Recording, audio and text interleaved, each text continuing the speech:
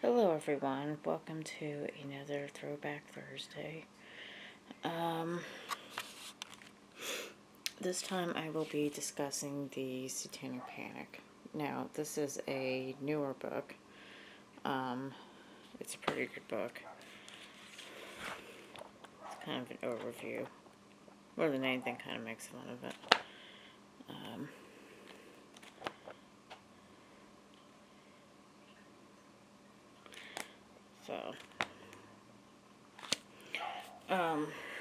But what was the Satanic Panic? Now, some of you may or may not remember the Satanic Panic. It depends on how old you were. I'm from the 80s, so I lived through it. I even lived through the tail end of it in the 90s. And basically it was the moral majority sort of taking over America. So I have a huge collection of books dealing with that period. This one is just hilarious. But explicit. Parents may wish to review contents before it is read by children. Yes. These authors famously released Turmoil in the Toy Box, where basically they were telling you that toys were evil and they were hidden satanic messages in children's cartoons and such.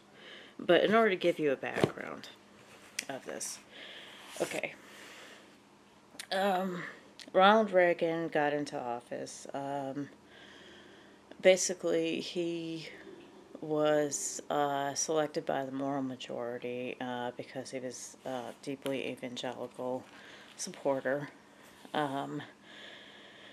And both the House and the Senate went to the Republicans. So there was a humongous red wave after the Jimmy Carter era of the 70s. And it was largely because Jimmy Carter was a failure when it came to the economy, similar to what Joe Biden is doing. There was high inflation. There was people had to wait to fill up their cars at gas stations. It was a horrible mess. So naturally, everybody voted for Ronald Reagan. He was really popular. Even the blue states voted him in. And what is the moral majority? Well, the moral majority is a lobbyist group that try to get politicians in that further their agenda, their Christian conservative agenda for the United States.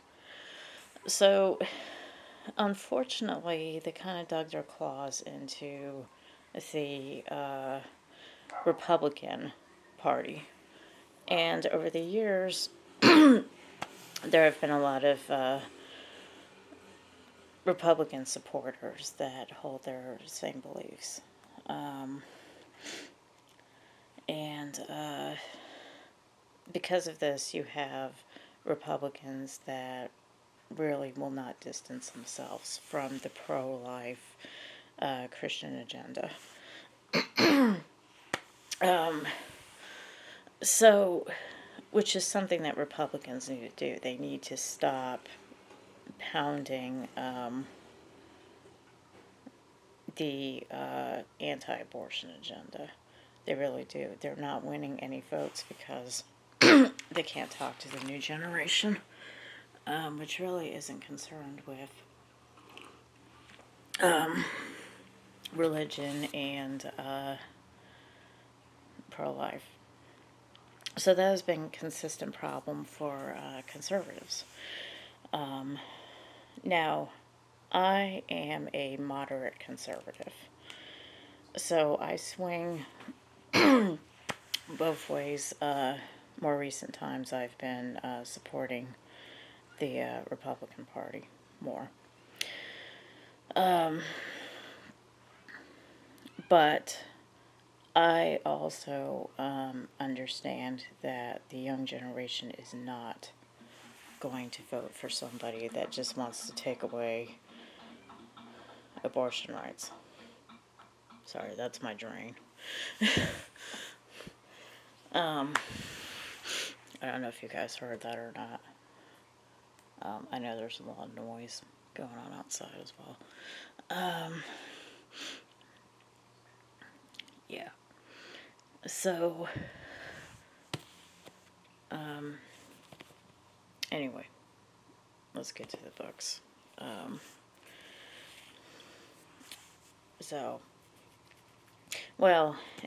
Going back to the red tide thing, I was afraid that we were going to have another red tide.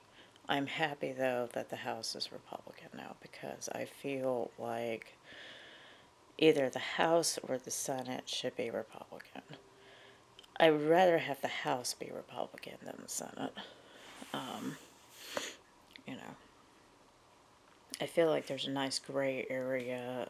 It's not just one party. That's how it's supposed to be in the United States. So naturally, I was concerned that if we had a red wave, we would have a repeat of the Satanic Panic, which was basically a modern-day witch hunt that was similar to the Salem witch trials, except that people weren't executed in mass numbers over this stuff. So, I have a collection of both pro-Satanic Panic and against Satanic Panic books.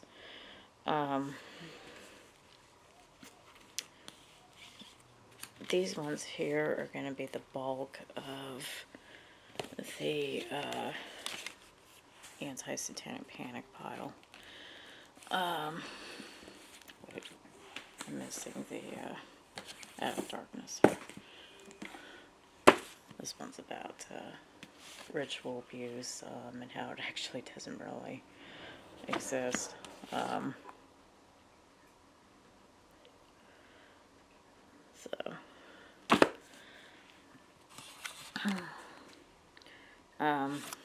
This one is about a police officer basically saying that there was no evidence that any of this stuff was happening. This one's a really good one. This one's a good one. This one is about it in Britain when it came to England. What happened was it didn't just stay in the U.S., it actually went all over the world. Each country had its own Satanic Panic.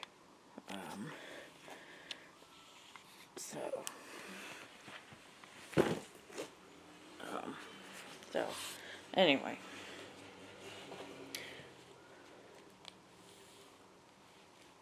I am going to start off with the ones that are more on the pro area, pro side. So this is probably the granddaddy of what started it all, was Michelle Remembers. Basically, a woman went to see a psychiatrist. He was also a therapist too. And she ended up marrying him. But what happened was she went to see him and he did this hypnosis thing to find out what was wrong with her childhood. So all of a sudden she started remembering that she was abused by her parents and was forced to participate in lurid satanic rituals.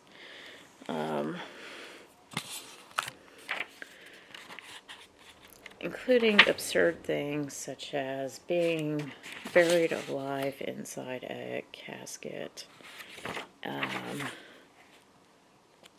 along with the body. And finally, the Feast of the Beast, which was where there was a big statue of Satan, and she was forced to stay in there and watch this procession of Satanists. And supposedly, she saw Satan appear, and supposedly the Virgin Mary also appeared to her and basically told her that she was going to forget until such a time that she would see a therapist and then would remember. This was supposed to have happened in Vancouver, British Columbia, in Canada there. And the Church of Satan, I believe, did sue her for using the Church of Satan. So, anyway, this is pretty much what started it all. This book came out, and over the years, it's been exposed as bullshit, pretty much. Her parents denied having anything to do with this, and it's been disproven over the years. Nevertheless, it still has a high impact on people. Prior to Michelle Remembers, there was actually another book called The Satan Seller, which came out in the 70s, but it did not have the same impact as Michelle Remembers. So, it is an interesting book to read. You know, this is like a first edition hardcover that I found. I mean, it is entertaining, even though it's supposed to be a true story. It is entertaining. It's kind of like a fictional horror story. And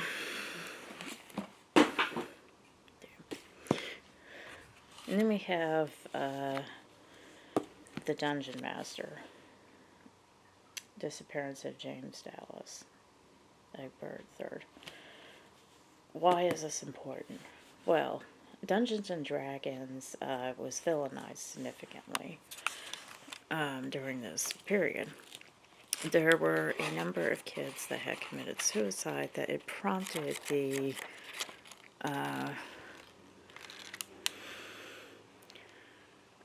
beginnings of bothered about Dungeons and Dragons. And it's really sad because his parents forced him into a university when he was 15. He was one of those really smart children, and they sort of treated him like a trophy. Rona Jaffe responded with Mazes and Monsters, which to this day is one of my favorite books. Mazes and Monsters is actually based off of this. The character JJ in this book, well, he doesn't commit suicide. He very much is like him. He's only 15 years old and he's in a university.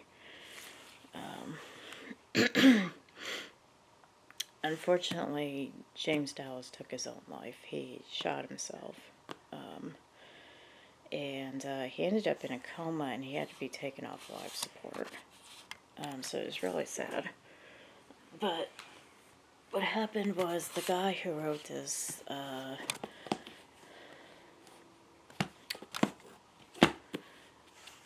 was an investigator. He was a private investigator that was hired by the family to find him. He had disappeared on campus, and so, yeah, unfortunately, he did find them. He was returned to his parents, but shortly after he committed suicide. Of course, his parents, rather than taking personal responsibility, decided to blame it on Dungeons and Dragons. And to a degree, this author actually blamed it on Dungeons and Dragons, too.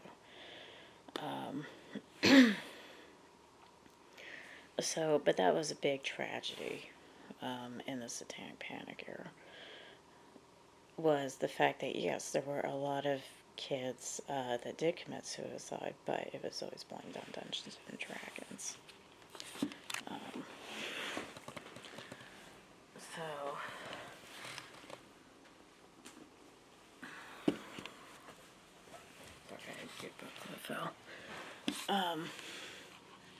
There was the founder of BAD, Pat Pullings, her son also committed suicide. He had shot himself also. So, of course, it prompted her to do that group for parents.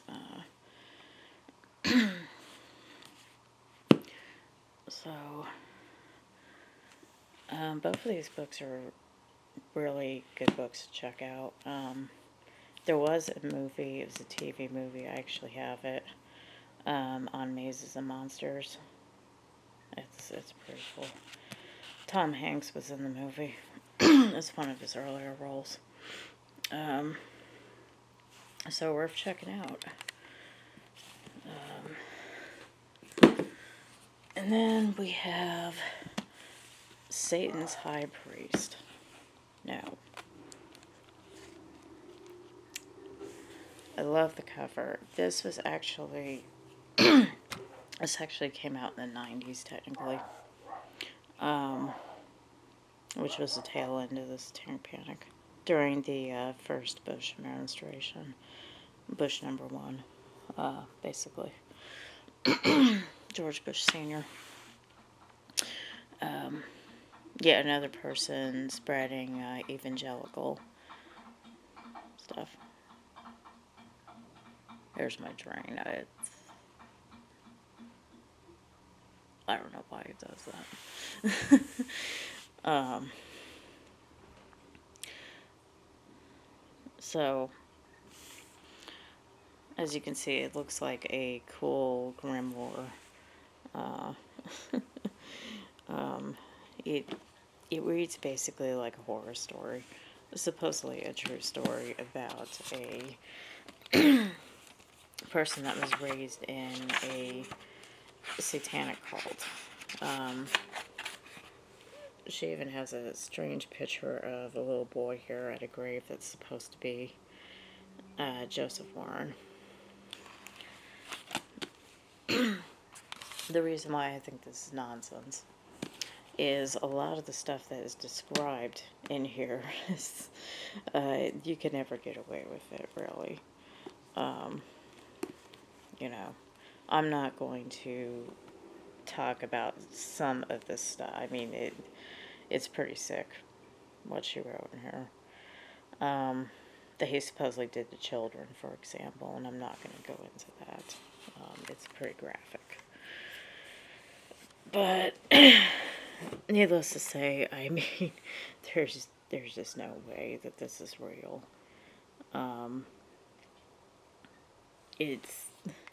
It's an entertaining book, though. So it is what it is. Yeah. And of course we have Bob Larson here.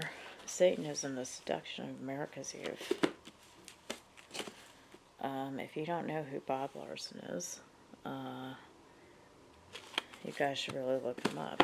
He is a popular evangelical of the time. He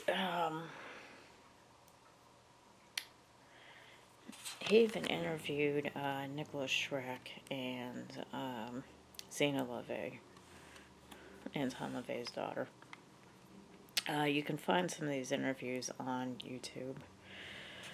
Basically, he was a very prominent figure. Anybody that lived in the 80s knew who he was, just about. And once again, I mean, it's just filled with all kinds of stuff. People killing for Satan, you know, the usual animal sacrifice, you know, interesting things. There's a picture of him. But, yeah, including symbols like how to tell if your child is involved in Satanism, and what to look for, and, you know. Such as, oh, if they use a swastika, they must be involved in Satanism, the anarchy symbol, pentagram, you know, things like that. Basically just warning people, oh, don't mess around with Satanism, because you might do crazy things, all that. You can find this still at any Christian bookstore. Literally, a lot of these books you can get in Christian bookstores.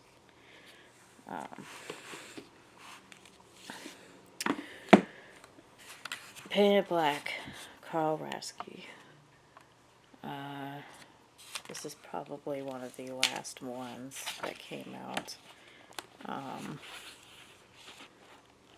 This one's really famous for claiming that the cult that was responsible for the Madame Rose incident was satanic, when it really was not. It was Paolo Mayombe.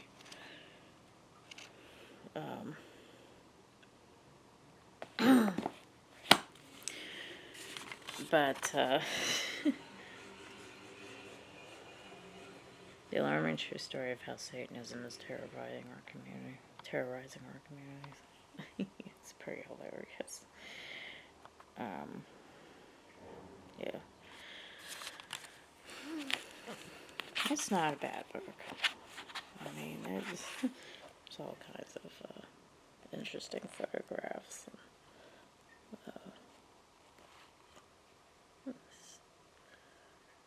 Of course, OTO stuff, all that. Claiming that the OTO sacrifices animals and all that, which they do not. I go to numerous Gnostic masses, and I have not once seen animal sacrifice or orgies or anything like that.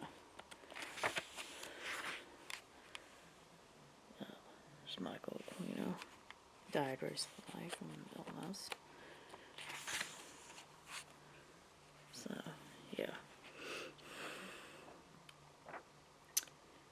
But, yeah. Anyway. It is what it is. I mean, you either like it or you don't like it. The Satan Hunter. Now, this one is pretty entertaining.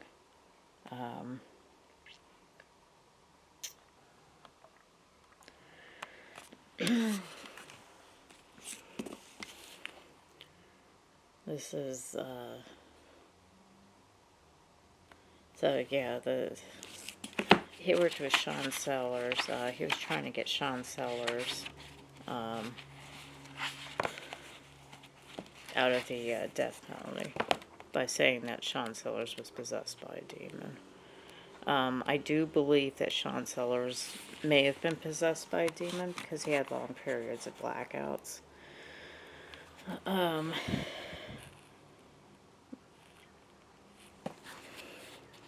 He certainly invited demons in when he did these rituals. As you can see, it's got some interesting pictures here.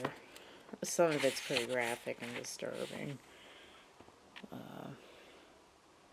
You know, mutilated animals and stuff.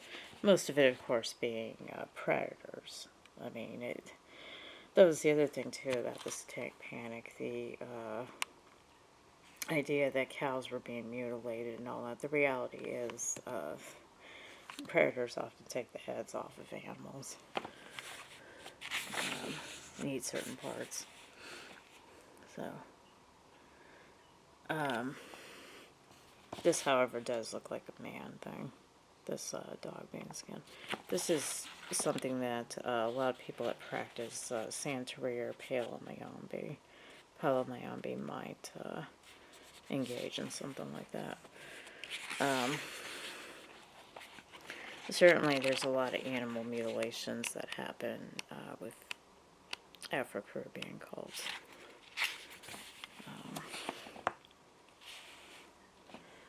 So this is all Palomayombe type of stuff, Santeria stuff.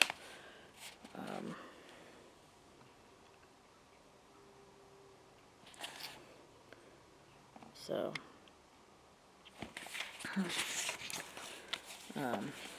of course, he considers it nothing more than Satanism. That's typically why a lot of Christians, when they write these books, they talk about Afro-Caribbean religions.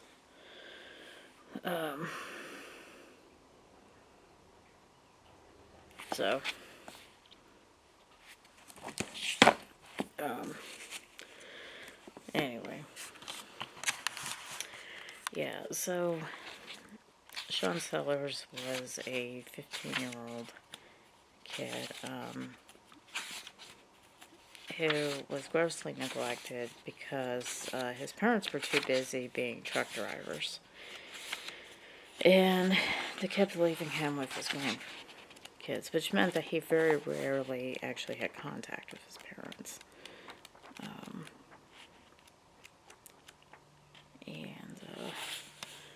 Unfortunately, he got into some trouble. He killed a clerk at a gas station. It was a Circle K. He turned it into a sacrifice to Satan. But it was largely because the man refused to sell him beer. So he claimed to have gotten into Satanism. He started out as a Wiccan, and then he got into D&D, and of course he used that as a supposed means to get involved in Satanism. But long story short, he did a ritual one night. He claims that he blacked out, and when he woke up, he had a shotgun, and both of his parents were shot in their bed.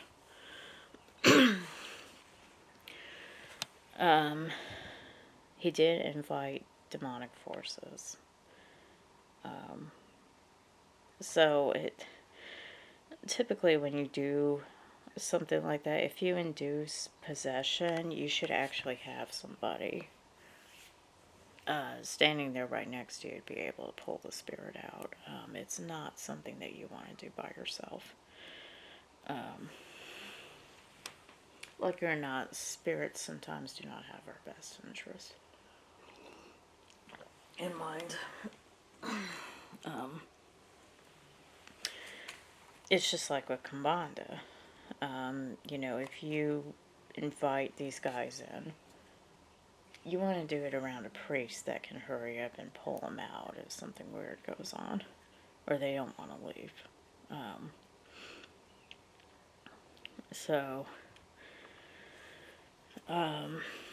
Yeah, don't try to do possession, trance work without somebody there to pull it out of you in case things go wrong.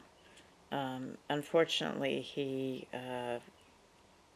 was on death penalty, and he did die from lethal injection. I know the guy that wrote this book, he tried really hard.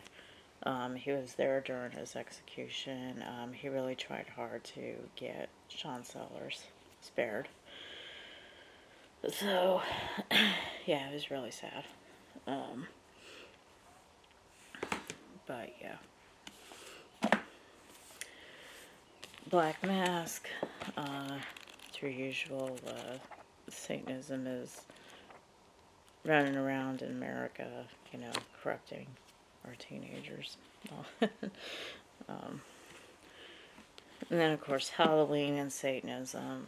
I already discussed this a little bit. It's a pretty entertaining read.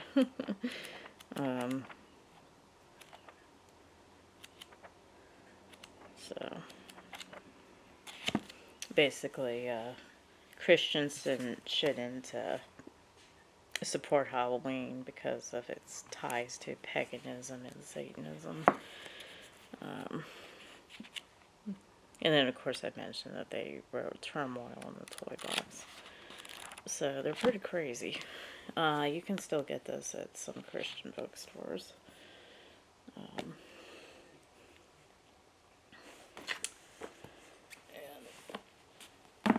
And then we have the Ultimate Evil. I might have to do this book separately. What do I say about this? I love this book. I love Mari Terry's investigation. I believe that David Berkowitz did not act alone.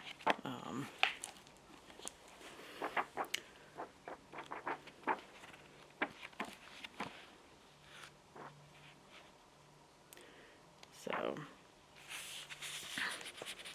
these are all sketches of people that were involved in the shootings. And not everybody looks like David Berkowitz. The only ones that look like him are probably that one, and that one. Maybe. So, well, that one actually looks more like John Carr, who was the son of Sam Carr, the guy that had the dog that David Berkowitz shot. I will be going to the park in New York and doing an urban exploring type of thing.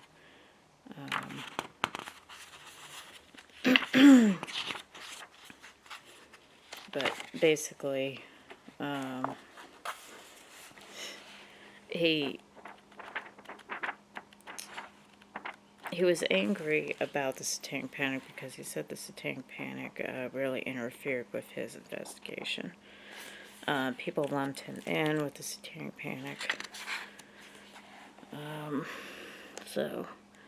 But I'm going to be going to this park. And I'm thrilled in Yonkers or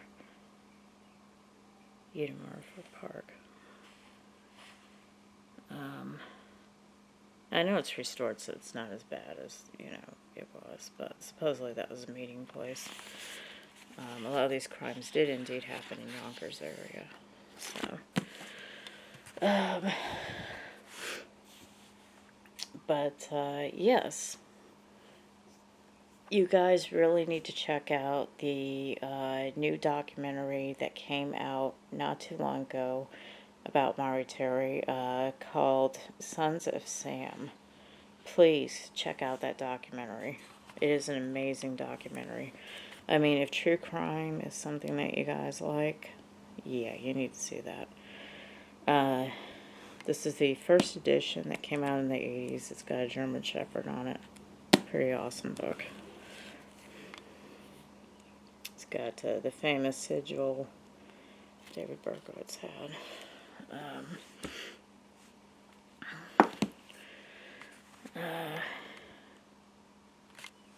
This is a good book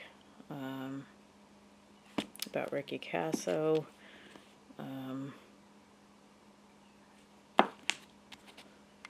There was a movie that is not officially released. It's called Ricky 6. It is on YouTube. You guys should see it. It's actually based on this book. This is a pretty good book. Seriously. It really is. So, basically, to give you some background, Ricky Casso was a drug dealer in a small town outside of New York City. It was a suburb of New York City. And Gary Lauwers robbed him and never paid him back whatsoever. And basically what happened was Ricky stabbed him in the woods. And of course when he was caught, everybody said it was a satanic ritual murder. It was not. But he was involved in Satanism. But that's not the reason why he killed Gary Lauwers. Gary Lauwers robbed him. So, you know, that happens all the time with drug dealers. I mean, that's typically what happens. You rob your drug dealer, yeah, you're gonna get iced. So, this one was pretty interesting. She was involved in the temple set.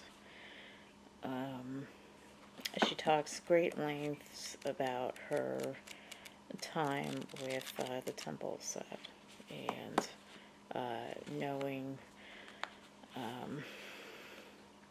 Michael Aquino. So I would say this is a very good book, actually. But obviously, you know, she broke away from the temple of set and decided to write an anti-Satanism book. But it's still worth picking up, in my opinion.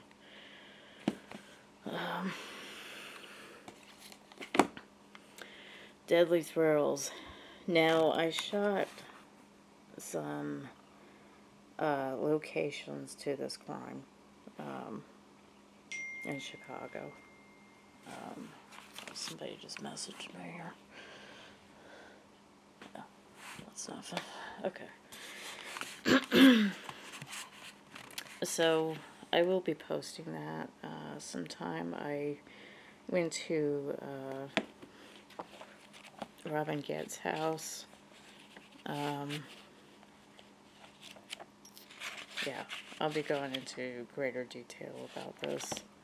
But needless to say, it's the Chicago Ripper Crew.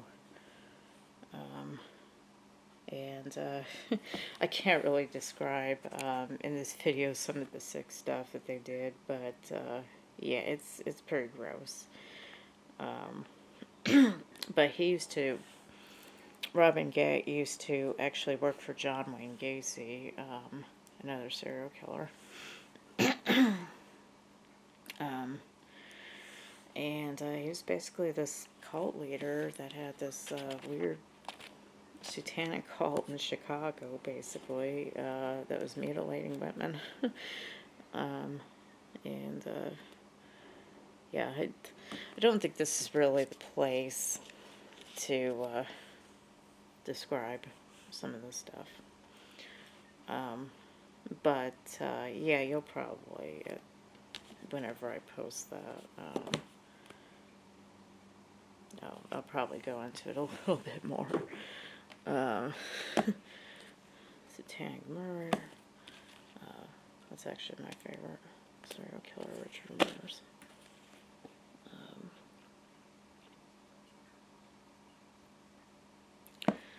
So, just basically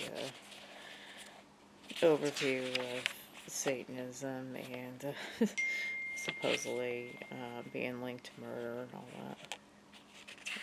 Of course, Charles Manson stuff is in here, and all that, Process Church, and all that. But, yeah. Some more stuff about David Berkowitz and, you know, Son of Sam stuff. As well as Richard Ramirez. So, yeah. Oh, yeah, he talks about a hand of death. cult and all that. Yeah. So, that's not a bad book. There's some discrepancies, but this is a pretty good one. Encyclopedia of Devil Worship and Satanic Crime.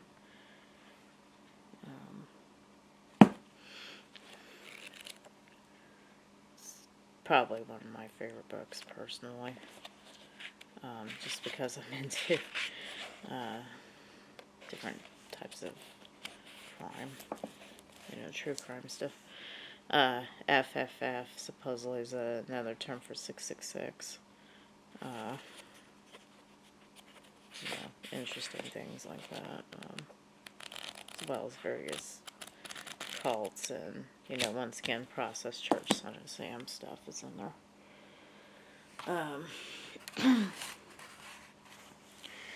So,